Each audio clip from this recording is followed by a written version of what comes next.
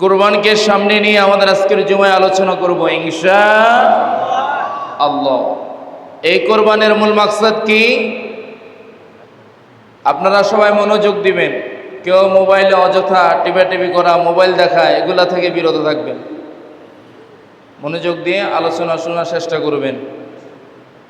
সম্মানিত ভাইয়েরা, কুরবান এটার মূল মাকসাদ কার সন্তুষ্টি? জোরে বলেন না। আল্লাহর সন্তুষ্টি অর্জন করা। ইব্রাহিম আলাইহিস সালাম আল্লাহর সন্তুষ্টিকে প্রাধান্য দিয়েছেন, এজন্য আল্লাহ তাআলা তার কোরবানিকে কবুল করেছেন। কিন্তু আল্লাহর সন্তুষ্টির জন্য যে কোরবানি করা হয়, সেই কোরবানির পশু কিনতে গিয়ে আল্লাহর বান্দারা কেনার জন্য, বেচার জন্য সময় ব্যয় করতে গিয়ে নামাজও পড়ে না। আছে না নাই? কোরবানের ঈদগাহ, কোরবানের গরুর মাঠে, হাট বাজারে যতগুলো মানুষ যায়, 90-95% মানুষ নামাজ পড়ে না। সত্য না মিথ্যা? গরু একটা নিয়ে গেছে, সকালে গেছে, দিন গিয়ে রাত শেষ হয়ে যায়, মসজিদের খোঁজ খবর নাই। কোরবান আগে না নামাজ আগে? এই কথাটা আল্লাহকে জিজ্ঞেস করেন, আগে কোরবান না আগে নামাজ? উত্তরটা সরাসরি আল্লাহ রাব্বুল আলামিন দিয়ে দেবেন। নামান আল্লাহ রাব্বুল আলামিন বললেন, ও নবী লোকদেরকে বলে দেন, কুল ইন্না সালাতি ওয়া নুসুকি ওয়া মাহইয়ায়া ওয়া মামাতি লিল্লাহি রাব্বিল আলামিন। নিশ্চয় আমার নামাজ, আমার কোরবানি, আমার পুরা হায়াত, আমার জীবন মৃত্যু সব কিছু একজনকে রাজি এবং খুশি করানোর জন্য। তিনি কে? আল্লাহ বললেন, ফাসল্লি লিরাব্বিকা। বান্দা, আগে নামাজ পড়ো, তারপরে তোমার রবের সন্তুষ্টির জন্য পশু কোরবান করো। সুবহানাল্লাহ। নামাজ বাদ দিয়ে কি কোরবান হবে? আগে নামাজের কথা এসেছে। সুতরাং আগে নামাজ আদায় করতে হবে। কোরবানিকে গুরুত্ব দিয়ে গুরুর পিছনে ঘুরে ঘুরে নামাজ বাদ দিলে হবে না। আল্লাহ তাআলা আমাদেরকে বোঝার মতো যেন তৌফিক দান করে, আমরা বলি আমিন। সম্মানিত হাজিরিন, এই যে পশু যে কোরবান করবেন, এই কোরবান করার মূল মাকসাদ, এই কোরবান করার মূল মাকসাদ কি? গরুর মাংস খাওয়া। এই কোরবান করার মূল মাকসাদ কি? কিছুদিন ভালো খানা দানা আয়োজনে শরীক হয়ে যাওয়া। এটা কি মূল মাকসাদ? হ্যাঁ, এলাকায় বড় গরু জবাই করে মানুষদেরকে দেখিয়ে দেওয়া, আমি অনেক টাকাওয়ালা, সম্পদওয়ালা। এটা কি মূল মাকসাদ? না, এটা মনের পশুত্ব জবাই করা। এটা হৃদয়ের কালিমা দূর করা, হৃদয়ের ময়লা পরিষ্কার করা, নিজের পুরো হায়াতি জিন্দেগির সমস্ত ময়লা আবর্জনাকে পরিষ্কার করে আল্লাহর রজ্জুকে আঁকড়ে ধরে আল্লাহর পথে নিজের জান প্রাণকে কোরবান করারই শিক্ষা। সুবহানাল্লাহ। সম্মানিত হাজিরিন, আপনি আপনার পছন্দ মতো, ইচ্ছা মতো পশু কি জবাই করতে পারবেন? পশু জবাই করার ব্যাপারে ইসলামের দিক নির্দেশনা আছে না নেই? চাইলে কি 2 বছরের নিচের একটা গরু জবাই করা যাবে? 1 বছরের নিচের একটা ছাগল দিয়ে কি কোরবান হবে? 5 বছরের নিচের উট দিয়ে কি কোরবান হবে? পকেটের টাকা আপনার, ওই টাকা যদি হালালও না হয়, ওই টাকা দিয়ে কোরবান করলেও কোরবান হবে না। আবার হালাল টাকায় নির্ধারিত বয়সের কম হলে কোরবান হবে না। সুতরাং কোরবান করতে গিয়ে সব, যেমন ধরেন আপনি 4 দিনের ভিতরে আপনার, যেমন ধরেন কোরবানের যে নির্ধারিত সময়সীমা আছে, এই সময়সীমার ভিতরে কোরবান না করেন, একদিন আগে করলে কি কোরবান হবে? হবে না। এই জন্য কোরবানের এই নিয়ম কানুন থেকে শিক্ষা নিয়ে আমাদের পুরো জীবনটাকে আল্লাহর রাস্তায় উজাড় চিত্তে বিলিয়ে দিতে হবে। আল্লাহ যেন তৌফিক দান করে, আমরা বলি আমিন। সম্মানিত হাজিরিন, কিন্তু কিছু মানুষ কোরবান করার মতো সামর্থ্য আছে, কোরবান করে না। গরু একটা না দুইটা জবাইয়ের সামর্থ্য আছে, বলে ঘরে মানুষ একজন দুইজন, খাইবে কে? এর কোরবানি আল্লাহ সন্তুষ্টির জন্য না, খাওয়ার জন্য। ঠিক কি না? কে আছে আর নাই সেটা বড় কথা নয়। সব চাইতে বড় কথা হলো কোরবান করার সামর্থ্য থাকলে, মানুষ না থাকলেও কোরবান করতে। ফালা তাকরাবান্না মুসাল্লালা, রাসূলুল্লাহ বলেছেন সামর্থ্য থাকার পরেও যারা কোরবান করে না, ঈদগাহে কেন এরা আসে? এরা যেন আমাদের ঈদগাহে আসে না। আল্লাহু আকবার। আল্লাহ বুঝার মতো তৌফিক দান করুক। জবানে আমিন আসে না? সম্মানিত হাজিরিন, এই কোরবানের পশু কিনার ক্ষেত্রে কিছু দিক নির্দেশনা ইসলামে আছে না নেই? কথা কন না কেন? পশু জবাই করার ক্ষেত্রে, তারপরে পশু কিনার ক্ষেত্রে নিয়ম শৃঙ্খলা আছে। রাসূল করিম সাল্লাল্লাহু আলাইহি ওয়াসাল্লাম তিনি জানালেন, আল্লাহ রাব্বুল আলামিন তিনি বললেন সূরা হাজ্জের 34 নং আয়াতে, ওয়ালিকুল্লি উম্মাতিন জাআলনা মানসাকা লিয়াযকুরু ইসমাল্লাহ আলা মা রাযাকাহুম মিন বাহিমাতিল আনআম। আল্লাহ বললেন প্রত্যেকটি সম্প্রদায়ের জন্য, ওয়ালিকুল্লি উম্মাতিন জাআলনা মানসাকান লিয়াযকুরু ইসমাল্লাহ, নির্ধারিত কিছু সময় আল্লাহকে স্মরণ করার জন্য প্রতিটা জাতি, সম্প্রদায়, বর্ণ, গোত্রকে আল্লাহ তাআলা কুরবান দিয়েছেন। সমস্ত নবীদের আমলে কোরবান ছিল, আমাদের সময় কোরবান আছে। তবে আমাদের কোরবানটা হচ্ছে মিন বাহিমাতিল আনআম, চার পাওয়ালা জন্তুকে, জানোয়ারকে জবাই করার মাধ্যমে আমাদের কোরবান হবে। সুবহানাল্লাহ। এখন কেউ বলল আমার সামর্থ্য নাই, আমি একটা মুরগি দিয়া কোরবান করলাম, কোরবান হবে? কথা বলে না। একটা হাঁস দিয়ে কোরবান করলাম, কোরবান হবে? বাহিমাতিল আনআম, চার পাওয়ালা লাগবে, চার পাওয়ালা লাগবে। এটা হচ্ছে আল্লাহর দেওয়া সীমাবদ্ধ নিয়ম।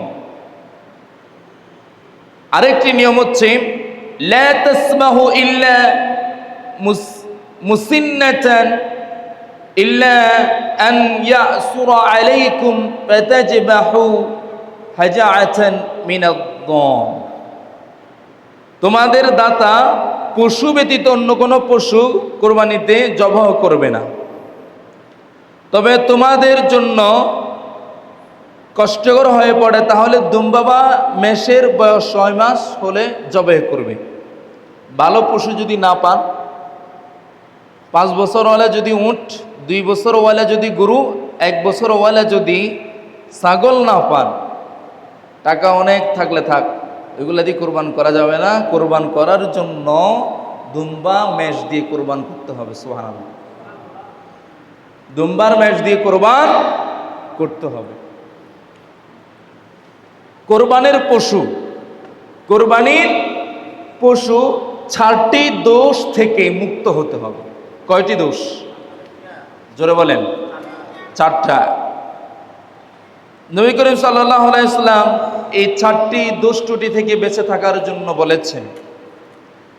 স্পষ্ট কানা হওয়া, কোরবানির পশু যদি স্পষ্ট কানা হয়, 2 চোখ যদি অন্ধ হয়, তাহলে ওই পশু দিয়ে কোরবান করতে নিষেধ করেছেন মুহাম্মদ সাল্লাল্লাহু আলাইহি ওয়াসাল্লাম।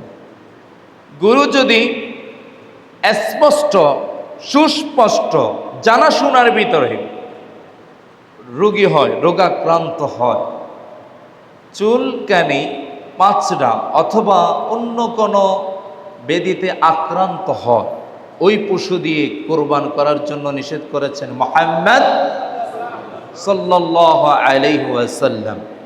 স্পষ্ট খোড়া হওয়া এবং এমন অচল হওয়া, পশু যেন হাঁটতে চলতে পারে না, তাই কোনো একটি পা কাটা হওয়া আরো বড় দোষ।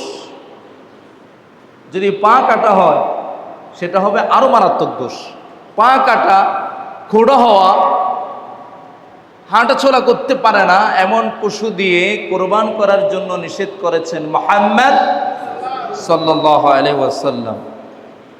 আর এমন দুর্বল হওয়া যার শরীরে কোনো মাংস নেই, আপনি কোরবান করবেন, কোরবান করেন আপনি, কোরবানের গরুর মাংসের মালিক কে?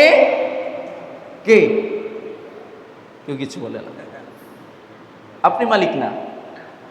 কে বলছে আপনি মালিক? কোরবানের পশুর গরুর মাংসের মালিকানা আল্লাহ। আল্লাহ আপনাকে হাদিয়া দিয়েছে।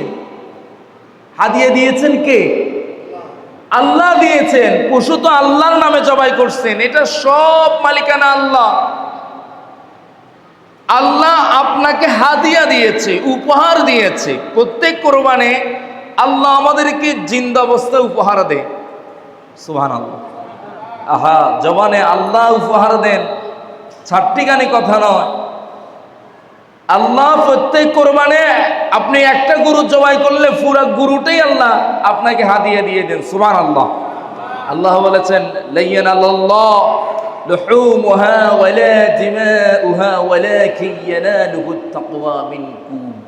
বান্দা, আমার উদ্দেশ্যে যে গরু পশু জবাই করো, ওই পশুর রক্ত, পিণ্ড, মাংস কোনো একটা অংশ আমার কাছে পৌঁছায় না। আমি এগুলা আমার নিকটে রাখি না, আমার এগুলার প্রয়োজন নাই, আমার মাংসের প্রয়োজন নাই। আমার প্রয়োজন আছে তোমার তাকওয়ার জায়গা, অন্তরের জায়গা, খোদাভীতির জায়গা। সুবহানাল্লাহ। এই জন্য পশু জবাই করার ক্ষেত্রে আল্লাহর তাকওয়াকে সবার আগে প্রাধান্য দিতে হবে। আল্লাহ তাআলা যেন আল্লাহর তাকওয়ার ভিত্তিতে পশু জবাই করার মতো যেন তৌফিক দান করে, আমরা বলি আমিন। সম্মানিত হাজির, এই তাকবীরে তাশরিকের এই দিনগুলোর ভিতরে আমাদেরকে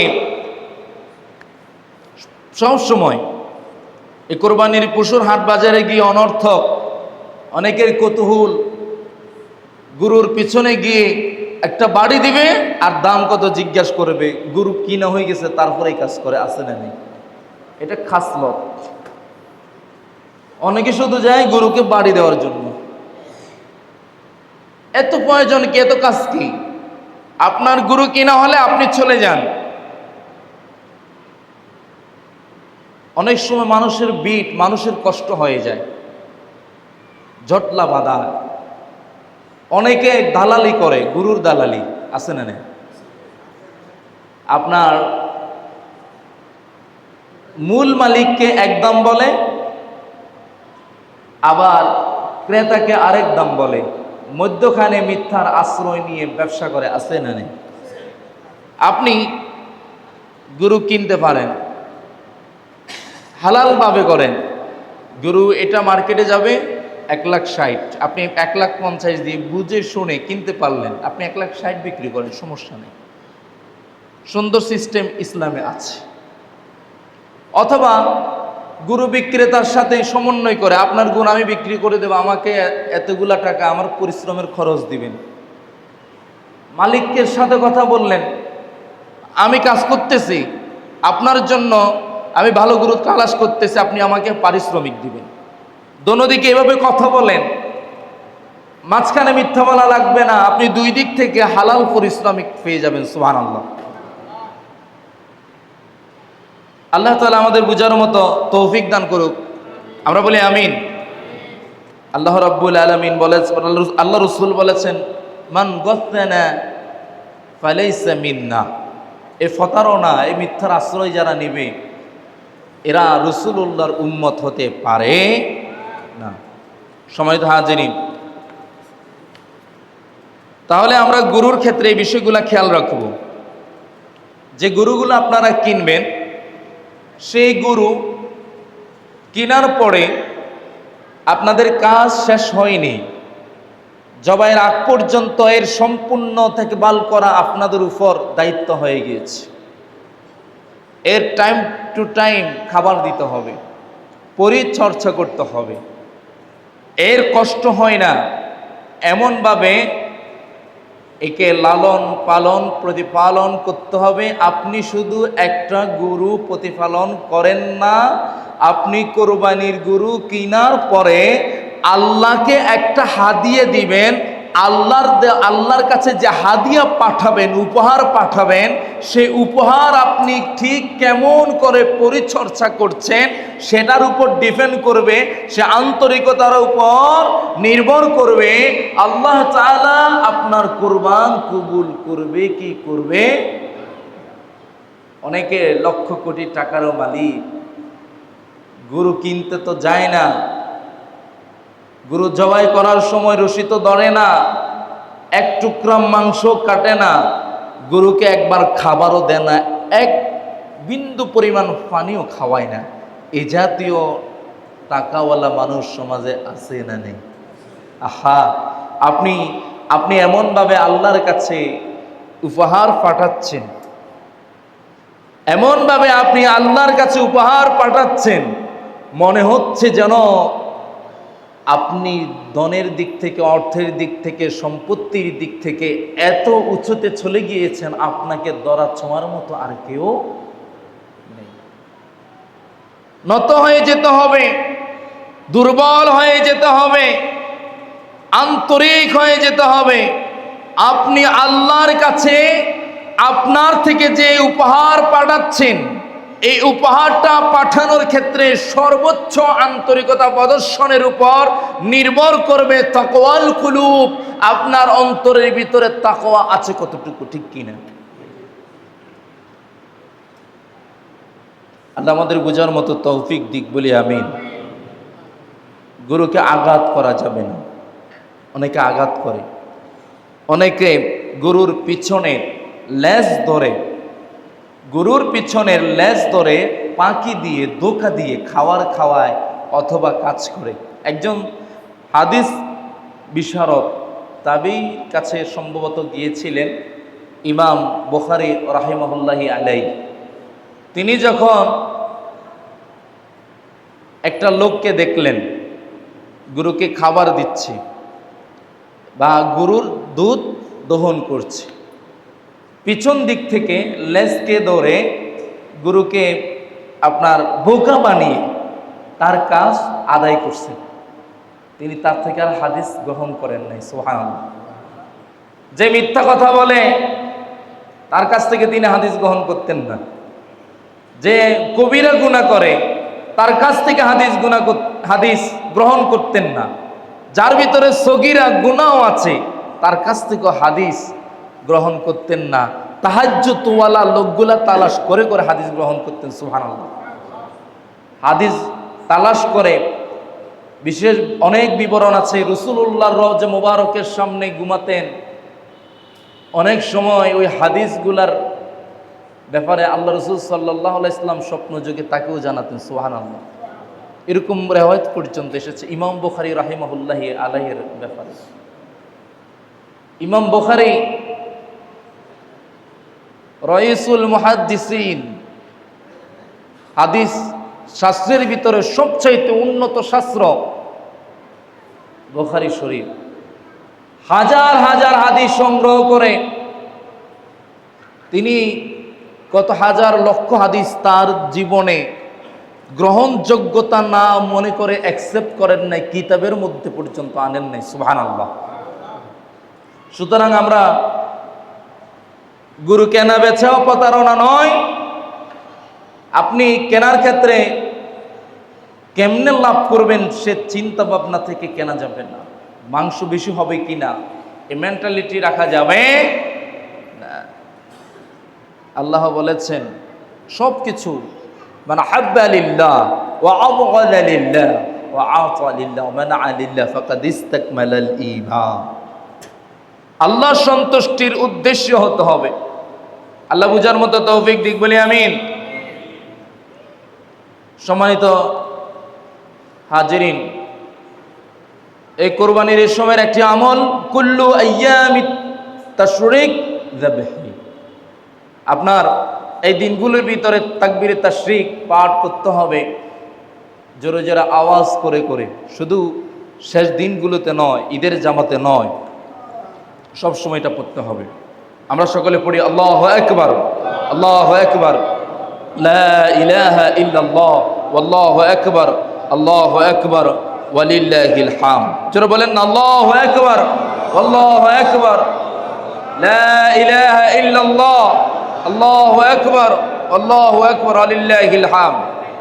এবারে একসাথে সবাই মিলে, যেন মসজিদ নয়, আকাশ বাতাস জোরারগঞ্জের মাটিকে মুখরিত করে আমার আল্লাহর আরশ পর্যন্ত আমরা আওয়াজ ছড়িয়ে দিব, মন প্রাণ খুলে শরীরের সব শক্তিকে কণ্ঠের মধ্যে এনে আমরা বলি আল্লাহু আকবার, আল্লাহু আকবার, লা ইলাহা ইল্লাল্লাহ, আল্লাহু আকবার, আল্লাহু আকবার, ওয়ালিল্লাহিল হামদ।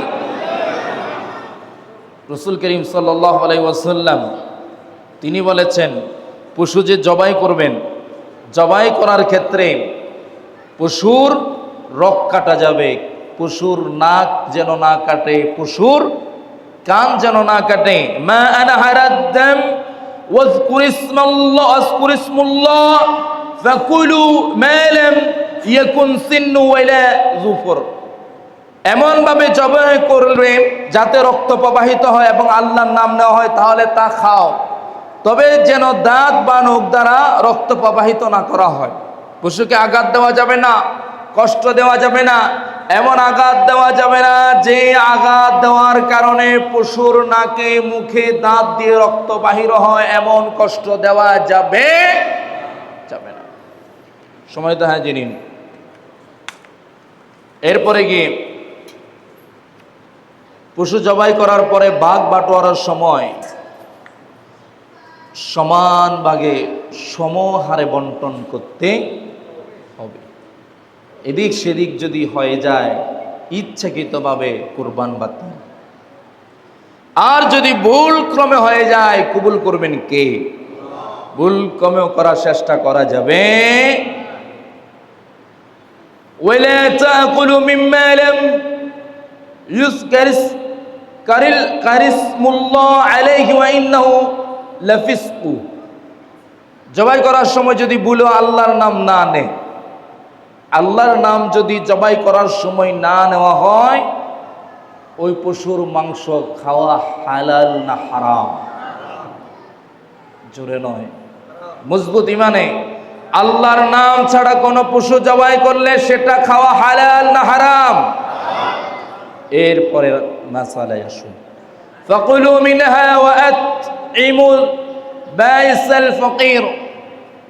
পশু জবাই করার পরে আল্লাহ তাআলা আপনাকে পশুর মাংস দিয়েছেন হাদিয়া, আর রাসূলুল্লাহ বলেছেন আল্লাহর দেওয়া হাদিয়া থেকে আমি নবী ঘোষণা করলাম তোমরা দিবা ফকির মিসকিনকে হাদিয়া। সুবহানাল্লাহ। গরুর মাংস দে, তবে মাংসর চাইতে হাড্ডি একটু বেশি দে, আছে না? কিন্তু হাড্ডির ভিতরে, মাংসের ভিতরে হাড্ডি ঢুকাতে পারে, ভাগাভাগি হাড্ডিও করে, মাংস করে। গরুর কলিজা কোনোদিন ভাগাভাগি করে?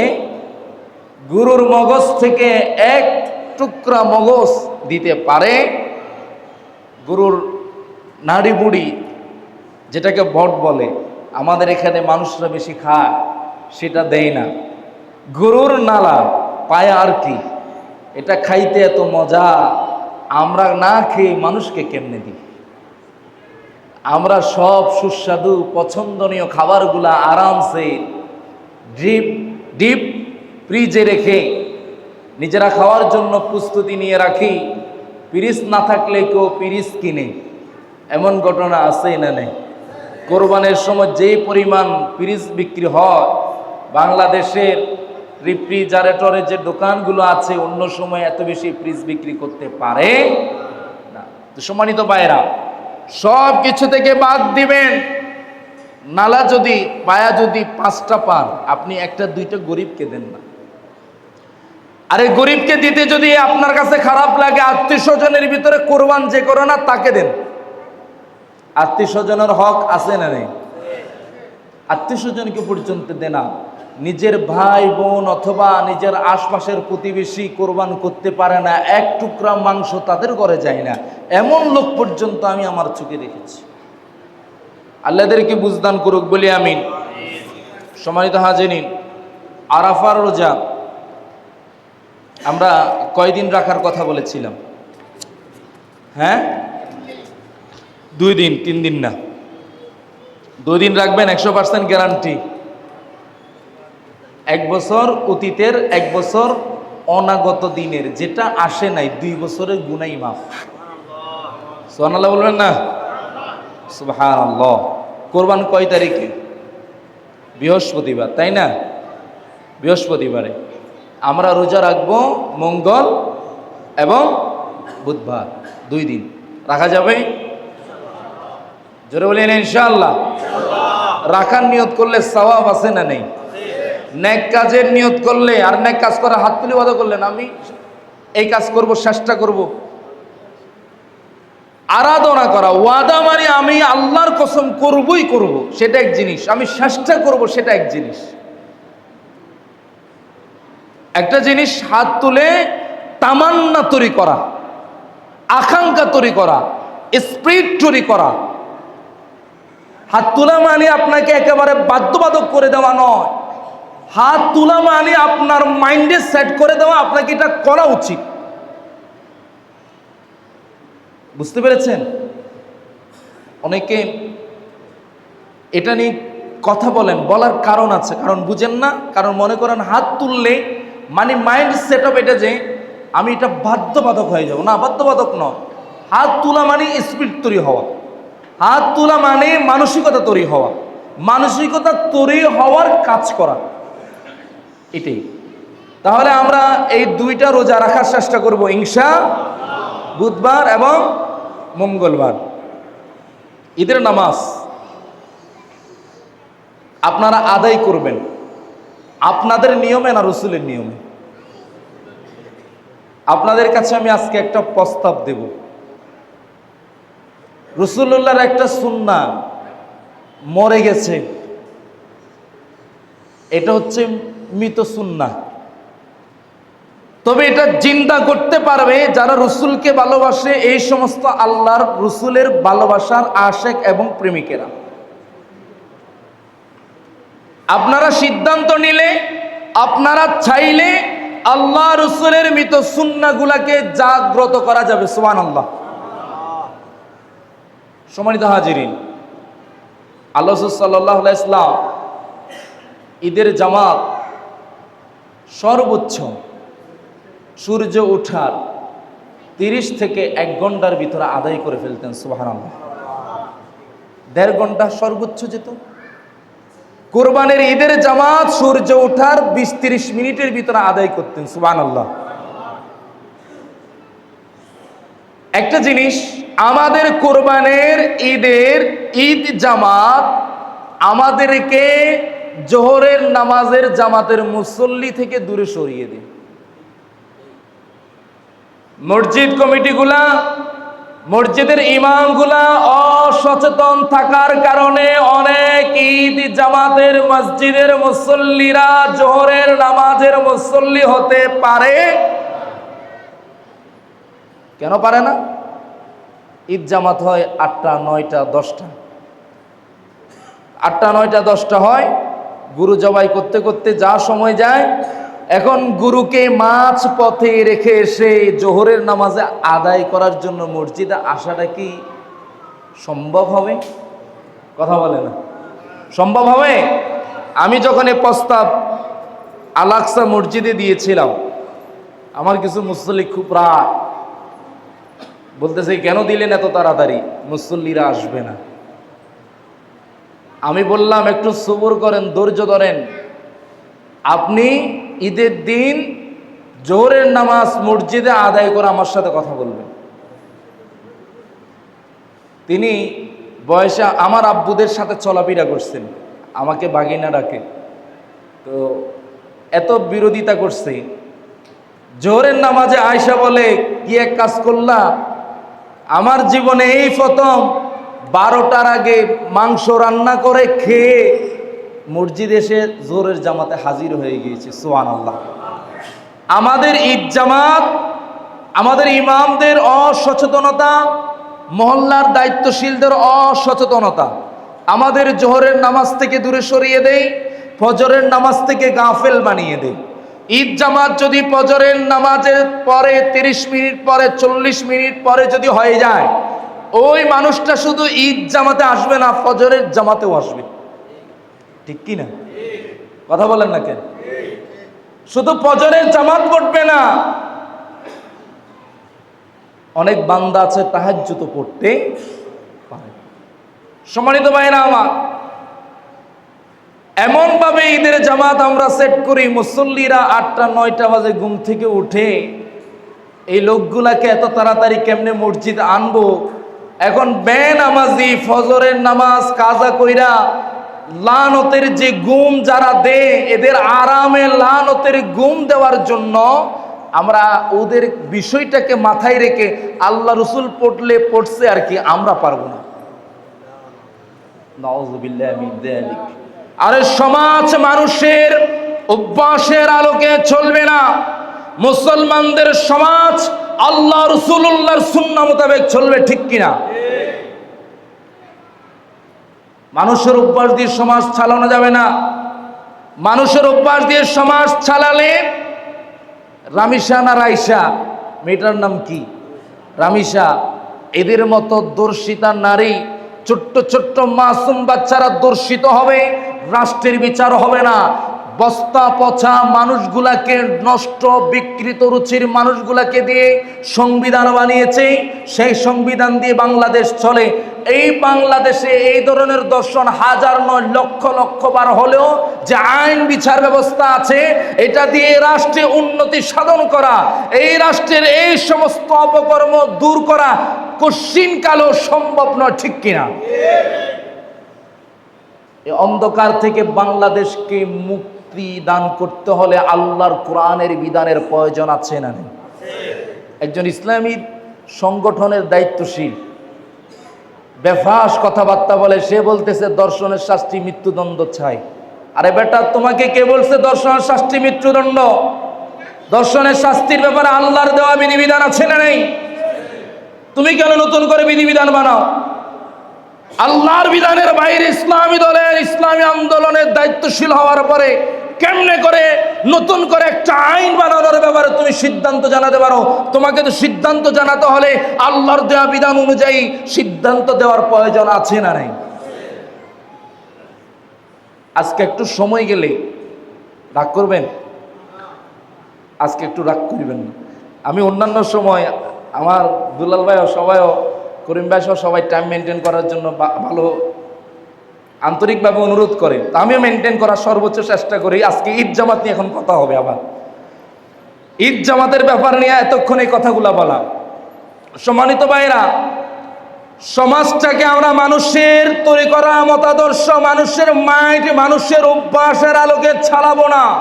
আমরা আজকের এই জুমা থেকে, এই মুহূর্ত থেকে, এখন থেকে সিদ্ধান্ত নেওয়ার চেষ্টা করব, যতটুক সম্ভব হয়, যতটুক নিয়ন্ত্রণ করা যায়, আল্লাহ রাসূলুল্লাহর, আল্লাহর দেয়া বিধান অনুযায়ী সমাজকে, রাষ্ট্রকে, আমাদের সবার আগে আমাদের মসজিদ মহল্লা, আমাদের আশপাশের সোসাইটিকে আমরা আল্লাহ রাসূলের তরিকায় চালানোর চেষ্টা করব ইনশাআল্লাহ।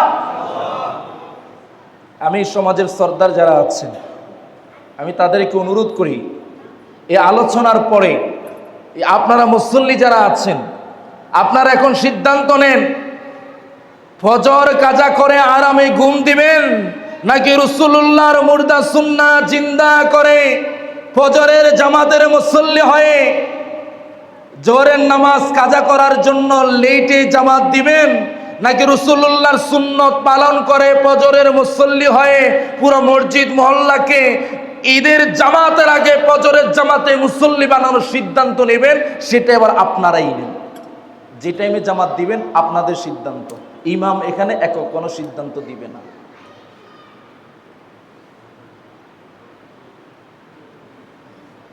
কোরবানের ঈদের জামাত, তবে আমি একটা সিদ্ধান্ত আমি দিই, ঈদ জামাত হবে ঈদগাহে। রাজি আছি? বলেন না, রাজি আছেন? যদি বৃষ্টি হয়, আমাদের বিশাল মসজিদ, প্যান্ডেলের দরকার নেই। ঈদ জামাতের সুন্নাহ হচ্ছে খোলা আকাশের নিচে হবে, আমাদের খোলা আকাশ আছে। বৃষ্টি হলে মসজিদ আছে, তাহলে আমাদের উপরে কোনো প্যান্ডেল কোনো কিছুর দরকার নাই, সোজা এখানে পড়বে। আর জামাত কয়টা বাজে প্রস্তাব দেন, কয়েকজন এখান থেকে প্রস্তাব দেন। না আমি বলবো না,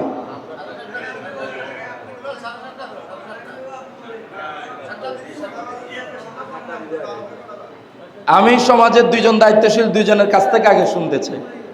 মহিষাদা সাহেব কই? চৌধুরী সাহেব কই? চৌধুরী সাহেব বলেন।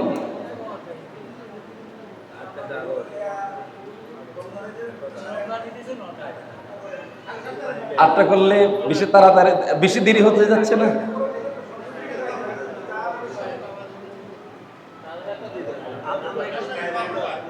আচ্ছা, 8টা, 7টা, 7:30, 3টা প্রস্তাব। এখন বেশিরভাগ মুসল্লি যেদিকে আমরা যাব সেদিকে রাজি আছি। 8টা 7টার ব্যাপারে কারা কারা আছে? যারা যারা আছেন আমি আবার বলবো, ক্লিয়ার কাট, বেশিরভাগ মুসল্লি যেদিকে সিদ্ধান্ত সেদিকে হবে। জামাত যেহেতু আমাদের এখানে অভ্যাস আগে ছিল একটু দেরিতে হওয়া, আমরা ধাপে ধাপে আগাবো, ধাপে ধাপে অভ্যাস করার চেষ্টা করব। একদিনে সব পরিবর্তন করা যাবে না। এই বছর আপনাদেরকে মাইন্ড মেন্টালিটি দিব, আগামী বছর আপনারা চেঞ্জ হবেন। আগামী বছর চেষ্টা করা হবে ভবিষ্যতে যেন এখানে ফজরের জামাতের 30 মিনিট পরে যেন ঈদের জামাত হয়, সে চেষ্টা করতেই হবে। তাহলে 7টা, 7:30, 8টা। এখন আমি প্রস্তাব দিচ্ছি, যারা 7টার পক্ষে থাকবেন তারা হা বলে 2 হাত তুলবেন, আল্লাহু আকবার বলে, হা বলে না। 7টার পক্ষে যারা আছেন তারা হাত তুলেন, আল্লাহু আকবার বলেন, হাত নামান। 7:30টার পক্ষে যারা আছেন তারা হাত তোলেন, আল্লাহু আকবার বলেন। 8টার পক্ষে যারা আছেন, তার মানে 7:30টার পক্ষে মানুষ বেশি। 7:30টা ঈদের জামাত, ঠিক আছে? তাহলে